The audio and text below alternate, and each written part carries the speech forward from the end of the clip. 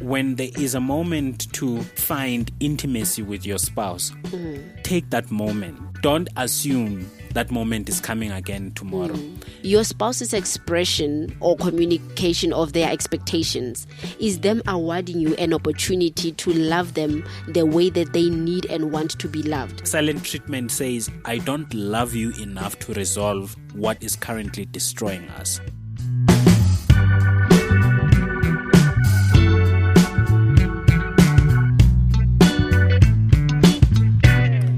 Hello, family. Welcome to Finding Beauty in Marriage, your podcast for all things marriage, and a place where we build beautiful, meaningful, and fulfilling relationships.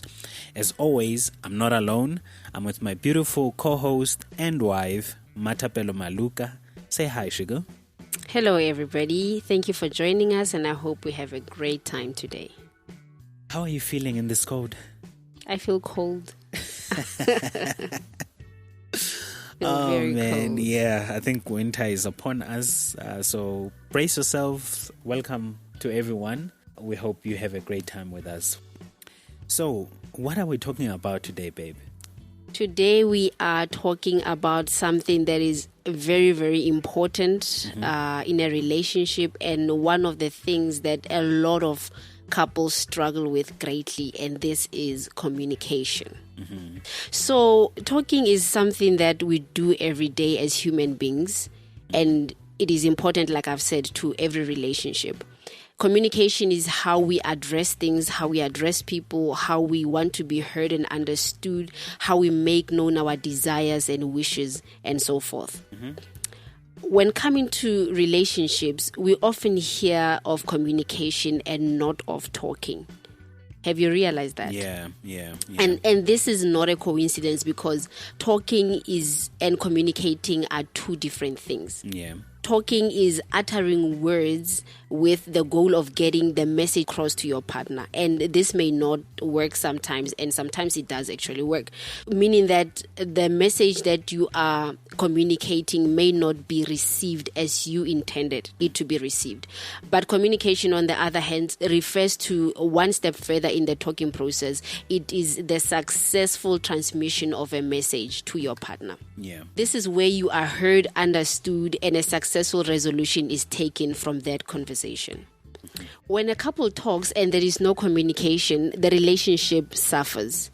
And we often see this during our counseling sessions, where we realize that a couple struggles with communication because it's either they are talking at each other or they are talking past each other. Yeah. Right? So for something that we do every day, a lot of couples still struggle so much with it, because most couples talk in a place where they should be communicating, and they are communicating in a place where they should be talking. Yeah.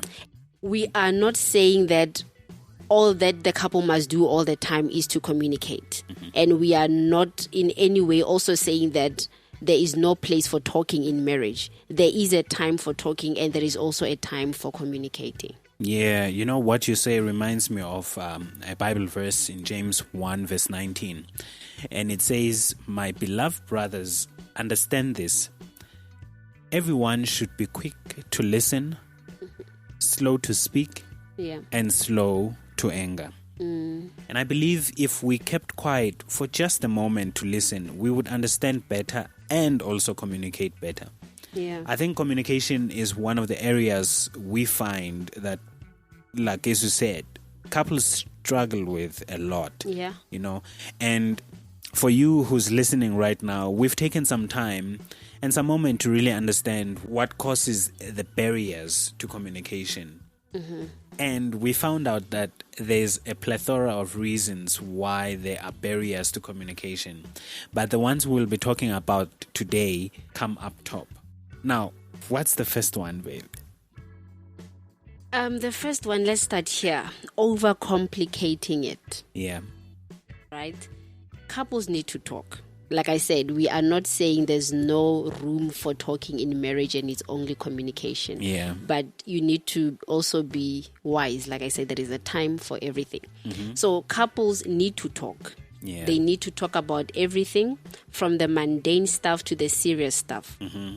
talking about the mundane things does not need you to communicate. They just need you to talk to your spouse, meaning you just need to say words with the intention of getting the message across to your spouse.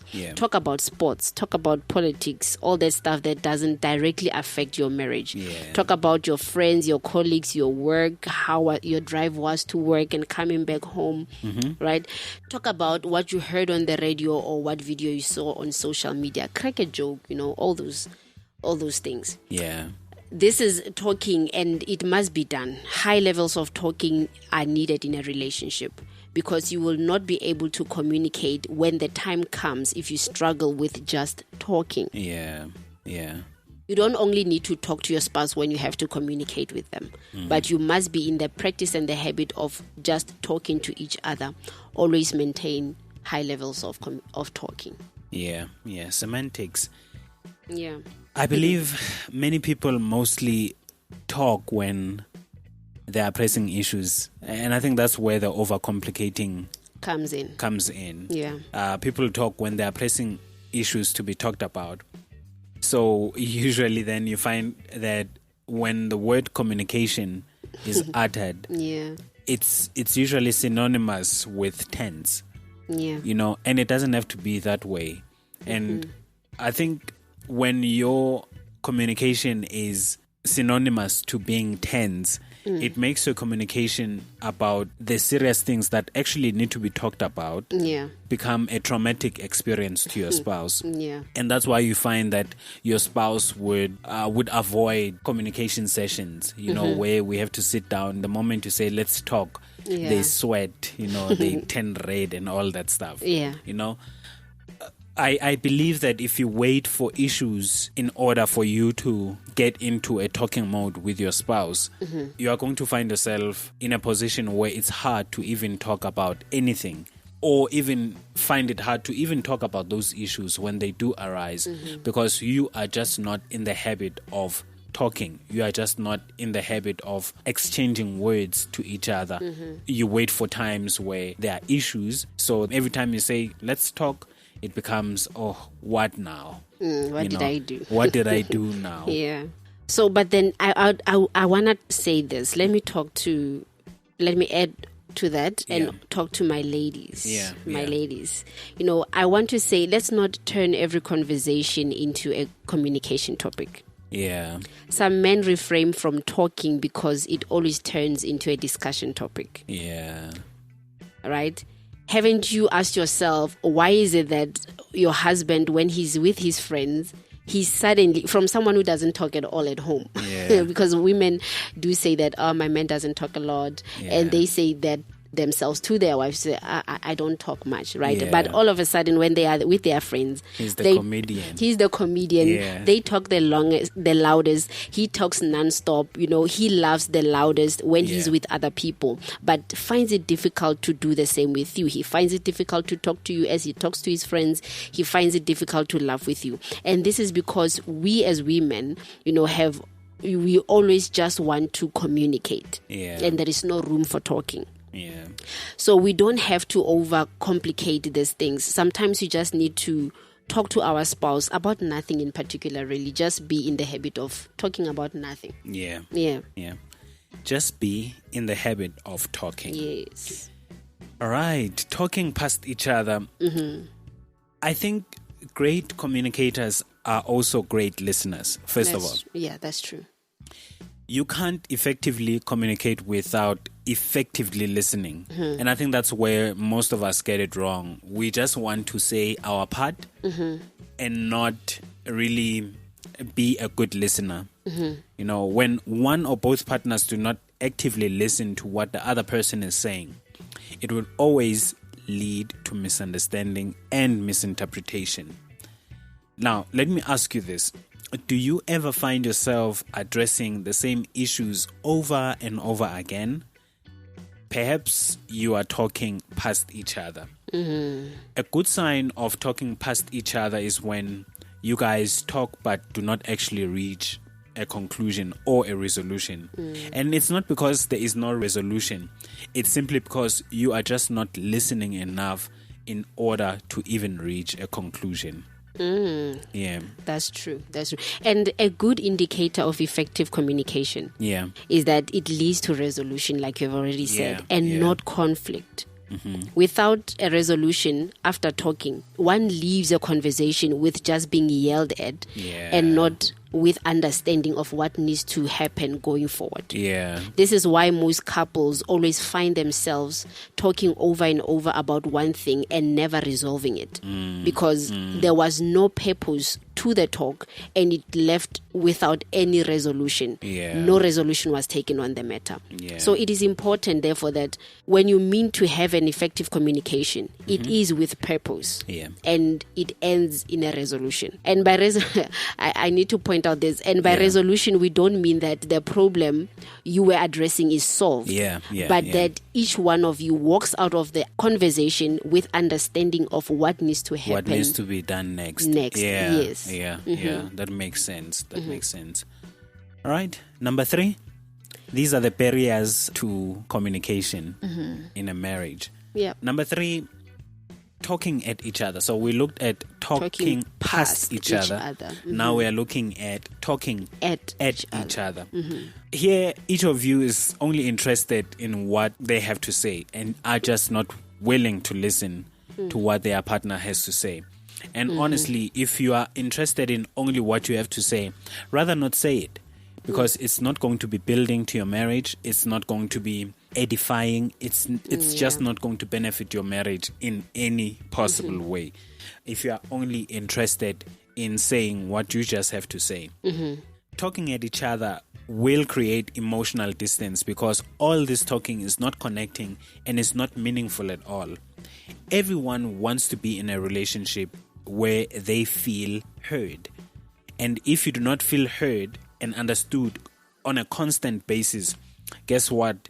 You will eventually resent your marriage and your partner. This may also cause you to begin seeking validation and understanding outside of your marriage. Sure. Yeah, that's scary. From talking. I mean, if you are not giving me the ear, someone out there is going to give me the ear, you know, and I'll feel more validated by them simply because they are listening to me. And that now creates a very dangerous position for me because now I feel like the person who always listens to you is a person who actually loves you. So I will feel like the person outside loves me much better than you do because you are not giving me an ear to air out my frustrations. True. You are just ready to say your part, which is where we are missing each other. I'm saying my part, you are saying your part. You are not feeling heard, I'm not feeling heard. I eventually resent you, you resent me. We find validation outside and it becomes the death of our marriage. Sure. Yeah. And this kind of talking eventually leads couples to fighting, basically. You fight definitely. A lot because everybody is fighting to get their point across. And there is no intimacy. There is no connection. The whole point of communication is that it must create intimacy. It does. You must feel more closer and connected with your spouse after sharing thoughts, ideas, opinions, and knowledge. Wow. And not be further apart after talking. Some people after talking, they further apart. They feel more separated than united. So always make sure that as you talk, as you communicate, do not talk past each other. You know, make it a point that you listen to what your spouse is saying. I mean, sometimes you won't have the answers, but what matters the most is that you have listened and you've heard what your partner has to say. And also sometimes you don't have to say your piece. I think that comes, I think it's a very important thing you're saying, you know. It comes with a lot of humility, you know, to have something to say and still decide not to say it. And I think many times in our marriages, we would be better off having not said what we had to say, you know, or what we felt we should say, you know, just keep quiet about it. And 2 days down the line, you'll be glad that you actually did not say what you needed to what say, you wanted to say. Yeah, that is why I said earlier that there is a time and a place for talking. There is a time and a place for communication. Yeah. All right, cool. Number four, lack of communication of expectations. Oh yeah, that's a big one. Yeah, whether we like it or not, a relationship comes with expectations. And when these are not effectively communicated, it really causes a strife in the relationship or marriage. Yeah. Many people are silently frustrated in relationships because they have expectations of their spouses, but they are not voicing them out for whatever reason. So my question is, how is your spouse to know and do what you expect and desire of them if you are not going to tell them? Right? And the other thing that must be pointed out is that your spouse's expression or communication of their expectations is them awarding you an opportunity to love them the way that they need and want to be loved. It is not an attack on your inadequacy, right? This is them telling you how they want to, maybe let's say how they want to be touched, tell them how you want to be touched. Tell them how you want to be talked to. Don't talk down on me, talk to me this type of way and whatnot. It's an expectation. It is an expectation. Tell them how you want to be made to feel by them. And when you do communicate your expectations, it's really not what you say that matters. It's how you say it that truly matters. It matters how you most. Say it. There is a huge difference between saying, I feel respected when you tidy up after yourself, and you always leave the room a mess. I mean, I prefer you tell me that you tell me the first way, or use the first method, to say you feel respected when I tidy up after myself. Because the moment you say you always leave the room a mess, the first thing I am going to do is to be defensive. True. Or I'm just going to be offended by what you said, and how you said it. Yeah. And that doesn't give us a step forward. That takes us back, because now we have to rectify how you said it, and chances are at that moment you are not in a position to apologize for how you said it. So it takes us back many steps back. Many people don't have the skills to communicate their expectations effectively, and this leads to a lot of frustrations and resentments. And rebellion. And rebellion, and rebellion. And if we are going to be better at communicating, really, if we truly want to make our marriages right, we need to get communication correct. In other words, we need to be intentional about investing in ourselves to become better communicators. Because when you communicate your expectations, you need to communicate them in such a manner that you are still respectful to the other person. True. You are still considerate of them while you are communicating what you actually expect. True. I mean, if you expect your spouse to kiss you on the neck and not on the forehead as they always do, you are going to end up frustrated all the time, whenever they kiss you, because you are not just easily telling them that, hey, I really, really prefer to be kissed on the neck. The other day you said to me, there's a saying that is going around that when they kiss you on the forehead, they take your senses away. They take your common sense away. They take your common sense away. So probably you don't want him taking your common sense away, and just let them know, and probably as a man, when you come home, you want to ask for food, have your wife dish up for you, warm the food, serve you on a tray, but you are married to a Gen Z woman or a modern woman who, when you come home, they just tell you that your food is in the microwave, serve yourself. But instead of communicating this, you eat dinner every night with a broken heart. Right, I can just imagine how that food tastes. When you eat the food with a broken heart every night. You might, as a woman, expect your husband to give you a monthly allowance. These are the times. These are the times when women want trouble, gents. So you expect your husband to give you a monthly allowance for your nails and your hair, but every time you spend your own money on these things, you are so unhappy. busy and you go around calling your men cheap and inconsiderate when you can just easily communicate. And which is usually is not the case. Usually it's not that they're cheap, it's just they just don't know. They just don't know. They married an independent woman. All of a sudden you don't want to be independent anymore. But that is another topic for another day. We don't want to be trending for all the wrong reasons, right? And if you expect your wife to be a Proverbs 31 woman, communicate that with them, right? But here's this. We are not promising that communicating this will be in your favor. But what we are saying is that you would have at least reached a resolution and you will know what is expected of you. Right? And you know what your expectations are also. You know what you say just reminded me of what we wrote about in our book, Finding Beauty in Marriage. We wrote about ghost expectations. You know, let me just explain to the listener what ghost expectations are. So ghost expectations are expectations you have from your partner, but you don't even know you have them. And one way to determine if you have any ghost expectations is to think about the last time you were upset, frustrated, angry, or even disappointed at your spouse.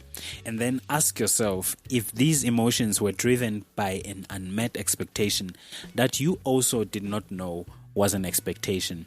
I remember earlier in our marriage, I used to come home and I would get so frustrated the moment I walked in the house, you know, and I had to think about why am I so frustrated? Because it's not like you did anything wrong. You better explain. You know, because now people are gonna get the wrong impression that you didn't want to come home. Yeah, why do I get frustrated the moment I walk into the house? You know, and then I realized that I had an expectation that you would meet me at the door. You would hug me, you know, but I didn't know that I expected that of you, you know, until I actually had to sit down and like, what am I angry about, you know? What am I angry about? And then I realized, no, man, I'm expecting you to be at the door, hugging me, kissing me, and showing a bit of excitement that the man of your dreams is home. You watch a lot of Hollywood movies. And that's the thing, you know. Hollywood conditioned us, and this is why we do this podcast, so that we get rid of this conditioning that Hollywood has put in us. Because had I not told you that this is what I expect of you, I would continue to be frustrated and I would eventually think you don't love me. Or don't come home. You know, or just don't come home. Oh my goodness, you know? No. Can you imagine if I went to work and someone hugged me? Like, hey, you're at work today, and they hugged me. And I felt like, no, man, this is my soulmate, you know. And that's what Hollywood has done for us, you know. That chemistry is supposed to be there, and we know chemistry is not always there. Topic for another day. Please. But what matters the most is that your expectations are clearly communicated. True. We have a golden rule in our marriage: don't leave anything to chance. If you want a massage, say it. If you want me to make you food, say it.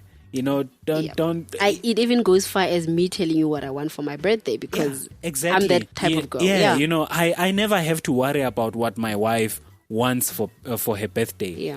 I can literally just ask her, what do you want for your birthday? And she always has something. You know, she will tell me what she wants. I go and get what she asked for, and then she still acts surprised. Wow, you didn't have to. But the other thing that you do that I appreciate so much is that you get me what I want, and sometimes also what you intended to get me.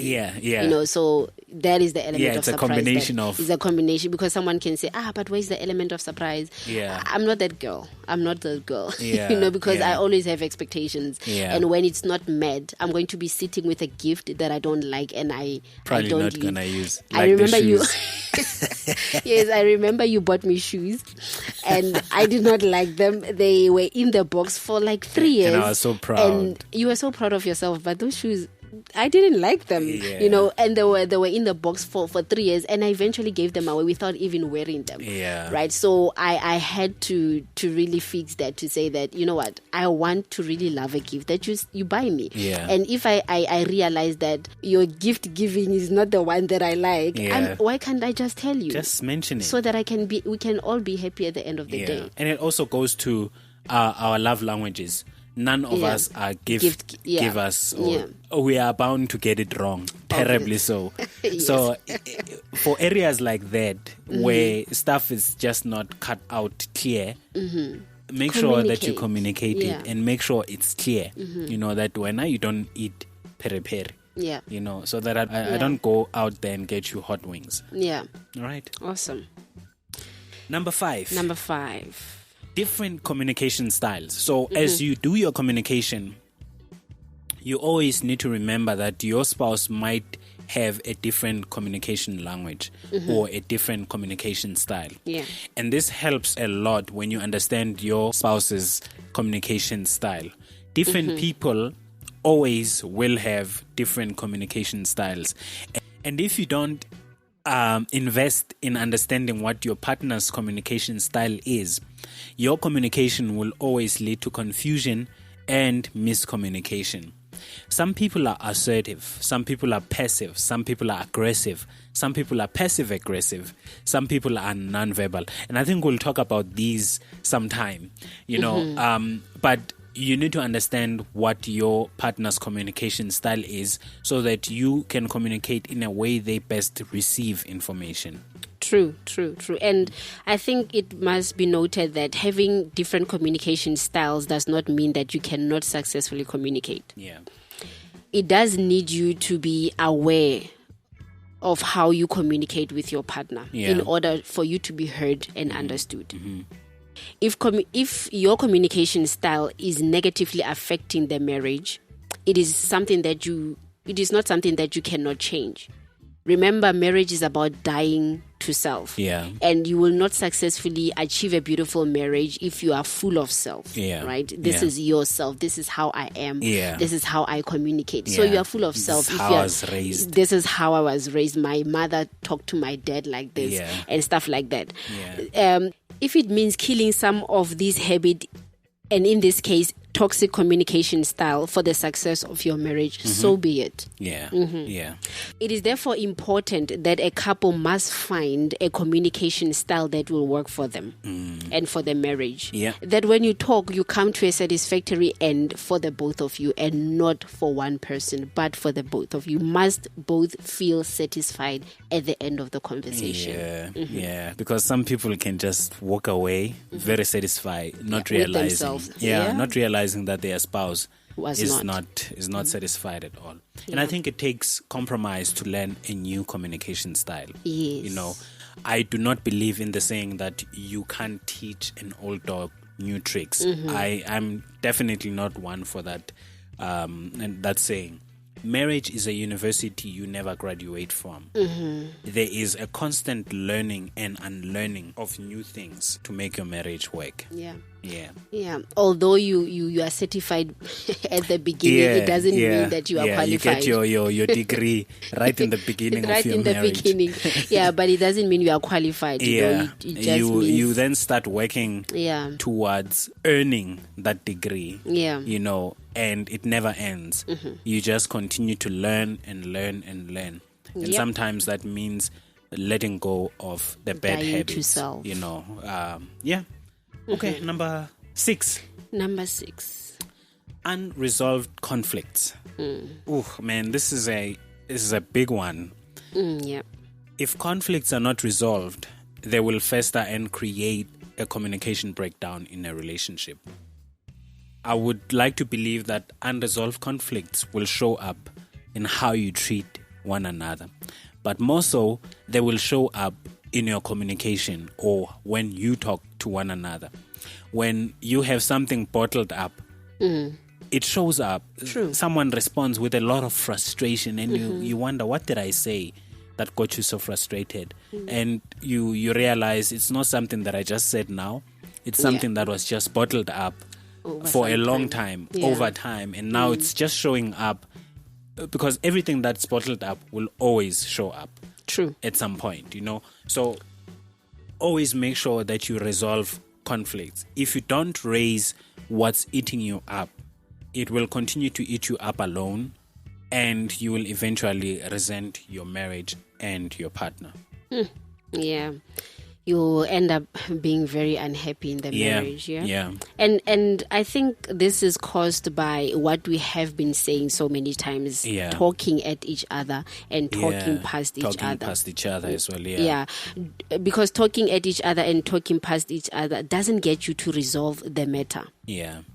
Therefore, it just left at that. Yeah. Right? Yeah. It is why the same issue is being addressed over and over again, because every time it is addressed, it ends up in a conflict. Therefore, it is always unresolved. Yeah. And, I think also, when you think about unresolved conflicts, there's something that people do, which is silent treatment. Because of an unresolved conflict. People think silent treatment is punishing the other person, but all silent treatment is punishing your marriage.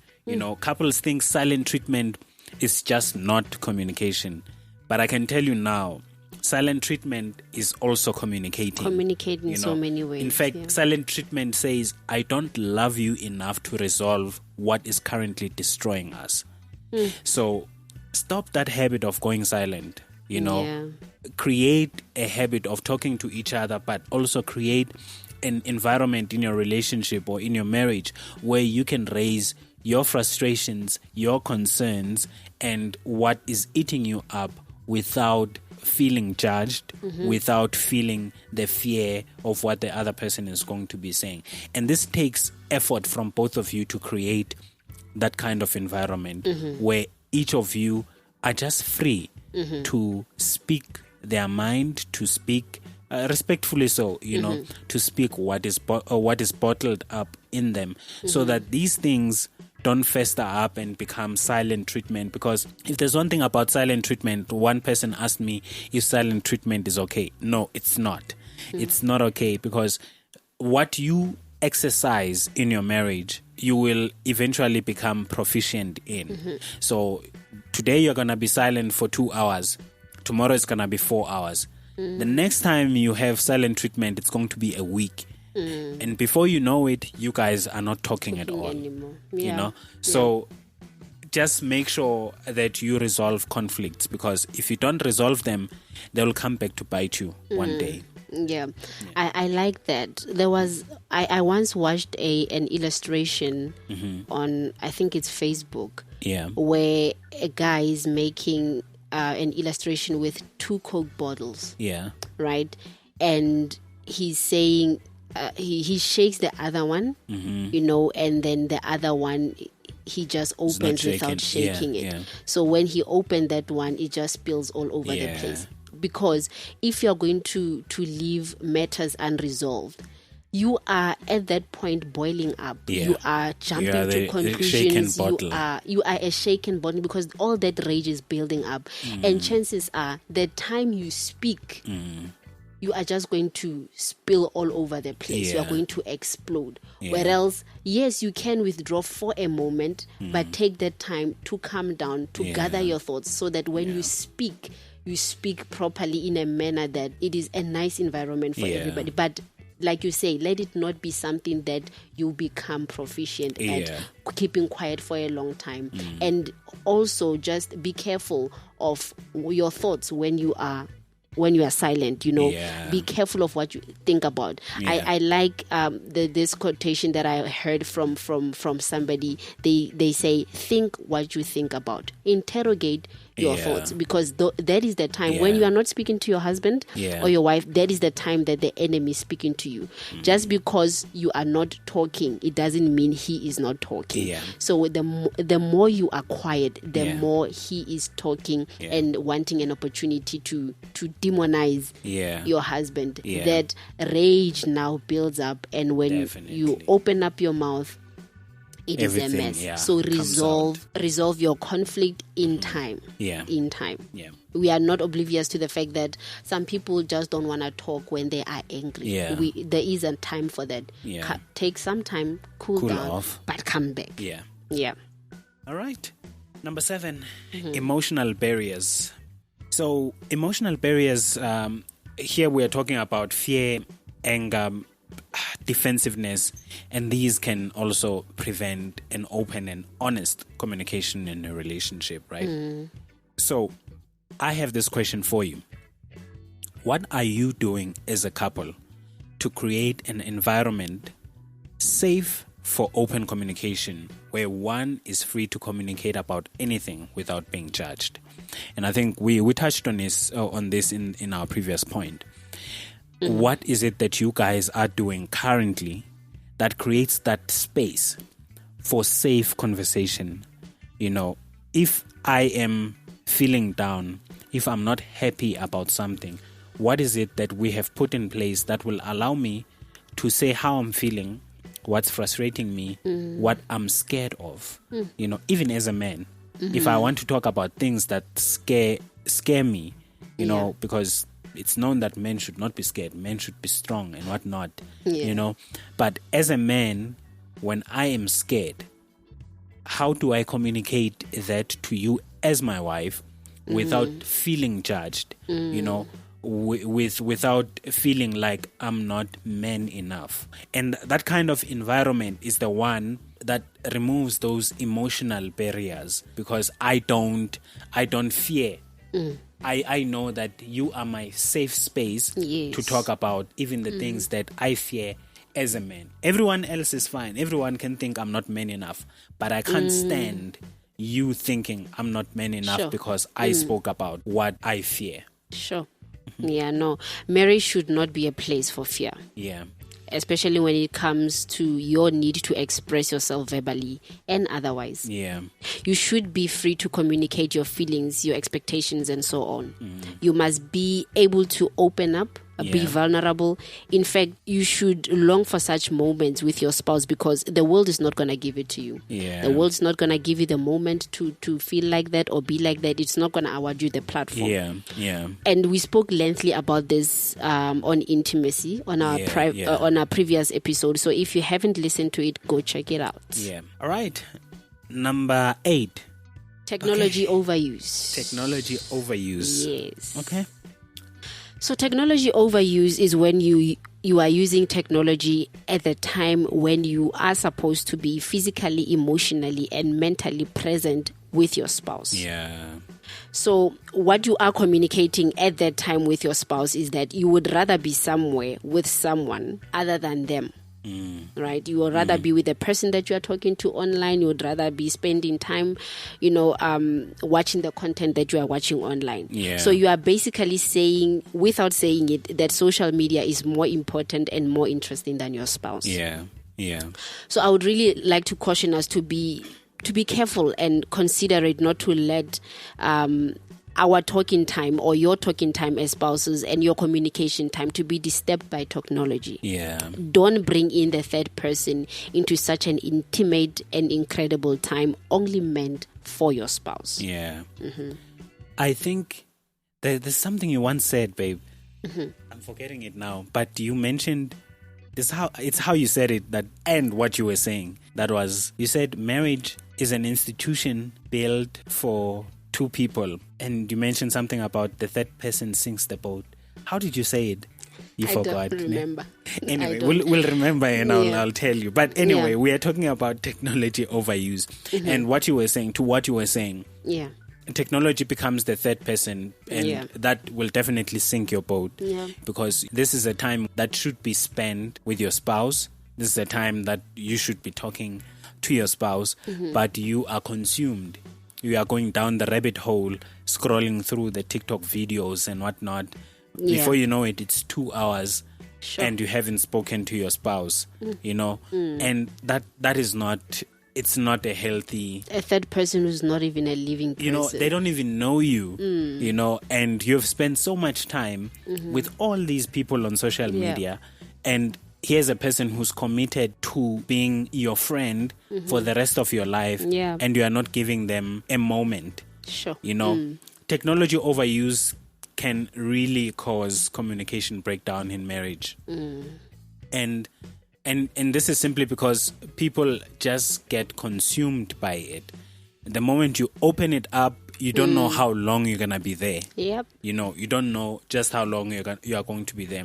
There are times for everything, like you said. Yeah. Do not let the small gadget take over your marriage. Yeah. You cannot afford to be impersonal with your spouse. TikTok can wait, guys. It really can. Facebook can wait. These things will always be there. Yeah. Twitter can wait. What is it called now? X. X can wait. Yeah. In fact, the only the time world can really wait. The world can really wait for you. When there is a moment to find intimacy with your spouse, take that moment. Don't assume that moment is coming again tomorrow, because tomorrow you might not be there. Yeah. She might not be there. Your spouse might not be there. So whatever moment you have to build memories together, whatever moment you have to build a connection together, use that and don't wait for tomorrow. Yep. The only time you are allowed to be on your phone when you are with your spouse is when you are listening to this podcast. But on a serious note, you can't love your spouse absently. Yeah. You need to show up and be present. Don't be a ghost in the house where everyone just knows your shadow. They just know you are here somewhere. But they really can't indulge your presence because you are just consumed by social media. So make sure that technology is not consuming your life. There's time for that. You can use it. We're not saying don't use it at all. But use it sparingly. Yeah. Use it sparingly and always give your spouse the moment and the time that they deserve. They are your first priority. Yeah, definitely. Yeah. Definitely. Babe, you have a challenge for today. Yes. I will leave you with a few questions that you can take this week and just talk to your spouse about, right? Challenge for the week. Number 1, ask yourself what really results your communication with your spouse into conflict. Is it because you are talking past each other or you are talking at each other when you communicate? Yeah. Number 2, do you have any ghost expectations? Yeah. I bet by this time you have realized them as we were talking, right? Yeah. Do you have any ghost expectations? If you do, communicate these with your spouse, right? So that they can be met and you are not left in frustration all the time. Number 3, do you normally reach a satisfactory end to your communication? Not satisfactory to one person, but to both of you. Some of us will need to do a little bit of self-introspection. Definitely. To see if I just talk and just leave satisfied, whereas my partner is not. Number 4, do you always manage to end your communication with a resolution? Yeah. Right? Yeah. At the end of it all, do you know what is expected of you? Do you know what is the next step to be taken?